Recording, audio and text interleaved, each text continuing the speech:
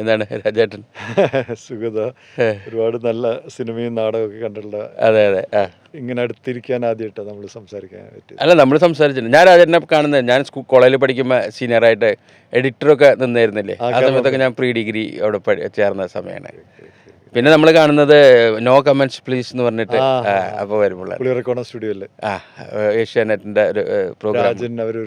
രാജൻ മറ്റേ കുളൂർ മാഷ്ട. അപ്പോൾ പിന്നെ രാജനെ കാണുന്നത് അത് ഇടയ്ക്ക് നമ്മൾ കുറെ ചെയ്തിരുന്നു അല്ലേ? അതെ അതെ, അത് നല്ലൊരു പ്രോഗ്രാമായിരുന്നു, നല്ലൊരു സംഭവമായിരുന്നു. ഓർമ്മയില്ല എൻ്റെ ഒരു ഫോർമാറ്റ് ആളുകൾ വന്നിരുന്നു ഇങ്ങനെ നമ്മൾ തന്നെ ഡെവലപ്പ് ചെയ്ത് ഇംപ്രൂവൈസ്ഡ് ജോക്സ് വെച്ചിട്ട്. അതെ അതെ, ചെറിയ ജോക്സ്. കേരളത്തിന് ഒരുവിധം എല്ലാ സ്ഥലത്തുനിന്നുള്ള ആളുകളും ഉണ്ടായിരുന്നു. ബേസിക്കലി തിയേറ്റർ ആർട്ടിസ്റ്റുകൾ തന്നെയായിരുന്നു. അതെ, അതിൽ കുറെ പേര് ഡെവലപ്പ് ചെയ്ത് വന്നു. പിന്നുണ്ട് ദിലീപ്, മുൻഷിയിലുള്ള ദിലീപ്, അന്ന് ശശിയേട്ടൻ, കലിംഗ ശശി, കുറെ ആളുകളുണ്ടായിരുന്നു. ജോസ് പി കുറച്ച് ആളുകളുണ്ട്, ജോസ് പി റാഫേലുണ്ട്, അങ്ങനെ കുറെ ആളുകൾ വന്ന്. അത് പിന്നെ ടെലികാസ്റ്റ് ഒന്നും ചെയ്തില്ലല്ലേ, റീടെലികാസ്റ്റ് അത് ഫോർമാറ്റ് ഒക്കെ മാറി. ഇപ്പൊ HD അത് ഇതൊക്കെ പണ്ട് നമ്മള് പണ്ടത്തെ സീരിയൽ ഇപ്പോഴും ഉണ്ടോ? ഇല്ല, പഴയതൊന്നും ഒന്നും ചെയ്യാൻ പറ്റില്ല അല്ലേ. ഫോർമാറ്റ് മാറിയപ്പോ അതിന്റെ ക്ലാരിറ്റി ഒക്കെ വ്യത്യാസമുണ്ട്. അതിപ്പോഴും അവിടെ ആർക്കൈവിലുണ്ട്. എനിക്ക് തോന്നുന്നു ഓൾമോസ്റ്റ് ഇയർ ഒരു വർഷത്തോളം പോയിട്ടില്ലേ, പല സമയങ്ങളായിട്ട് വന്ന് ഷൂട്ട് ചെയ്ത് പോയി. ഒരു വർഷത്തോളം പോയിട്ടുണ്ട്. അത് കണ്ട് ശ്രദ്ധിച്ച് ഒരുപാട് പേര് സാധാരണ വ്യത്യാസം ഒരു ഇതുണ്ടായിരുന്നു. അതാണ് നമ്മുടെ ആദ്യം വരുന്ന മീഡിയയിൽ കാണുന്ന ഒരു മുഖം അതിന്റെ തരത്തില്. അതെ അതെ. എന്നിട്ട് സിനിമയിലേക്ക് വന്നത്? അതെ, സിനിമയിൽ ഇപ്പൊ ഒരു 10 കൊല്ലം, 12 കൊല്ലം. മറ്റൊരു 15 കൊല്ലം.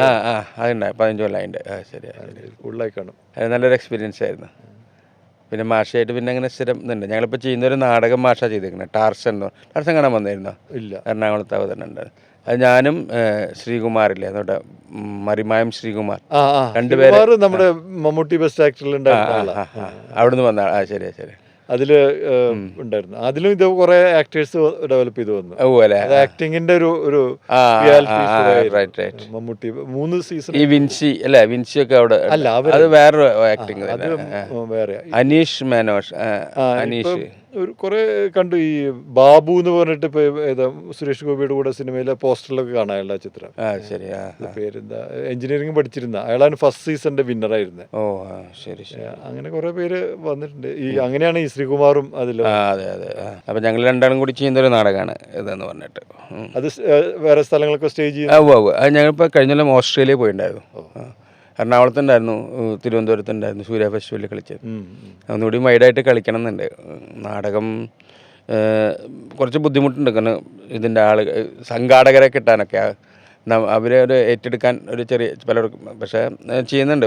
ഇത് കുറച്ചും കൂടി എളുപ്പമാണ്. രണ്ടുപേരും ചെറിയ സെറ്റപ്പും. പിന്നെ കുളൂർ മാഷ നാടകങ്ങൾ കണ്ടോ, വലിയൊരു ഇതൊന്നും വേണ്ട, വലിയ ഇതൊന്നും വേണ്ട. ബാക്ക്ഗ്രൗണ്ട് കാര്യങ്ങളൊക്കെ സിമ്പിളായിട്ട് ചെയ്യാവുന്ന കാര്യങ്ങൾ. അപ്പോൾ അത് കൊണ്ടുപോകണമെന്നുണ്ട്. നമ്മളിപ്പോൾ ജെബിൻ്റെ സ്റ്റുഡിയോയിലാണ് ഇരിക്കുന്നത്, മീഡിയ പേരെന്നെ രസകരമായിട്ട്. ജെബിനായിട്ട് എങ്ങനെയാണ് കണക്ഷൻ? ജെബിൻ എനിക്ക് തോന്നുന്നത് ജിബിൻ അങ്ങനെയൊക്കെ ആയിട്ട് കേരള ഇതായിട്ട് കേരള ഭയങ്കര ജൂനിയർ അല്ലേ ഇവരൊക്കെ? ജൂനിയർ അല്ല, ഞാൻ പറയാം അങ്ങനെ ഒരു ബന്ധമുണ്ട് എന്ന് പറയാം. അത് കഴിഞ്ഞിട്ട് ഏഷ്യാനെറ്റിലെ മൂപ്പര് സ്ക്രിപ്റ്റ് എനിക്കൊന്ന് വാക്ക് വിത്ത് സുബൈദ എന്ന് പറഞ്ഞൊരു ഷോ, അതിലായിരിക്കണം മൂപ്പര് ആദ്യമായിട്ട് വന്നത്. ഏഷ്യാനെറ്റിൽ വന്നിട്ടില്ല, അങ്ങനെയുള്ള പരിചയമാണ്. ഏഷ്യാനെറ്റ് പ്ലസ്സില്. അതൊരു ഇൻട്രസ്റ്റിംഗ് ഫോർമാറ്റ് ആയിരുന്നു. ഇങ്ങനെ ട്രാവലിംഗ് ഷോ ആണ്. ഇപ്പോഴത്തേക്ക് യൂട്യൂബിനൊക്കെ മുമ്പുള്ള. അത് ഓരോ റാൻഡമായിട്ട് നമ്മളിങ്ങനെ പോവും, ഒന്നും പ്ലാൻഡ് അല്ല. ഞാൻ കണ്ടത് ഓർക്കുന്നുണ്ട്. അവരിപ്പോ പ്രോഗ്രാം ഒന്നും ചെയ്യുന്നില്ല. അപ്പൊ അതില് സ്ക്രിപ്റ്റിംഗ് ആയിട്ട് അസോസിയേറ്റ് ചെയ്യുന്ന രീതിയിലാണ് തുടങ്ങിയത്. പിന്നെ ജെബിൻ നമ്മുടെ ഒരുപാട് ഇവന്റ്സുകളിൽ എൻ്റെ ഒപ്പം ഉണ്ടായിരുന്നു. അതിപ്പോ ഇന്ത്യയിലത്തെ ഷോസും പുറത്തും ഫിലിം അവാർഡ്സ്, ഏഷ്യാനെറ്റിന്റെ തന്നെ. ഈ ആങ്കേഴ്സ് പറയുന്ന വലിയ വലിയ വാചകങ്ങളും മനോഹര വാചകങ്ങളൊക്കെ ജെബിന്റെ ജെബിന് അങ്ങനെ ഒരു കൈപുണ്യുണ്ട്. അതെ അതെ. ജെബിന് പിന്നെ ഈ ഇൻഡെപ്ത് നോളജ് ഉണ്ടല്ലോ, എന്ത് സബ്ജക്റ്റ് എന്ന് പറഞ്ഞാൽ സിനിമയുടെ ഒരു കാര്യത്തിൽ വലിയ അതായത് താല്പര്യം കൊണ്ടുണ്ടാകുന്ന ഒരു ഇതാണ്, ചലിക്കുന്ന എന്താണ്, അത് എൻസൈക്ലോപീഡിയ. അതെ, സിനിമയുടെ അത് പറയാം. പിന്നെ മൂപ്പരെ നമുക്ക് ട്രസ്റ്റ് ചെയ്യാൻ പറ്റും, അതാണ് ഇതിന്റെ പ്രധാനം. നമുക്ക് എല്ലാ കാര്യങ്ങളും കണ്ടെത്താൻ പറ്റുന്നില്ല. ഇവന്റ്സ് ഒക്കെ ചില ഏരിയാസ് മൂപ്പരെ ഏൽപ്പിച്ചാൽ മൂപ്പര് അത് പിന്നെ ചെയ്യും. പിന്നെ സൗമ്യത വിടാറില്ല അല്ലേ, അയാളെപ്പോഴും ചിരിച്ച് നമുക്ക് കൂളാക്കുന്ന ഒരാളാണ്.